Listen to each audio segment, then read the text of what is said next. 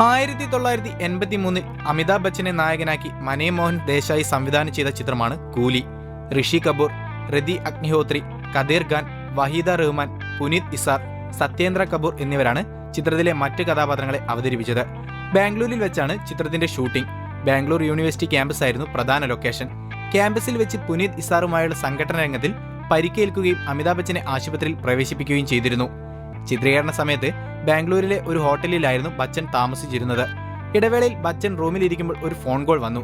ബോളിവുഡ് നടി സ്മിത പാട്ടീലിൻ്റെതായിരുന്നു കോൾ.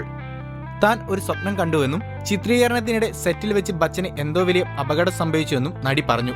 തനിക്ക് ഒന്നും സംഭവിച്ചിട്ടില്ലെന്നും പൂർണ്ണ ആരോഗ്യവാനാണ് താനെന്നും ബച്ചൻ പറഞ്ഞു. സ്മിത പാട്ടീൽ വിളിച്ചതിന്റെ പിറ്റേ ദിവസമാണ് ബച്ചന് സെറ്റിൽ വെച്ച് അപകടം സംഭവിക്കുന്നത്. ബച്ചന്റെ ജീവൻ അപകടത്തിലേക്കാണെന്ന് ഹോസ്പിറ്റൽ ബുള്ളറ്റിനിറങ്ങി.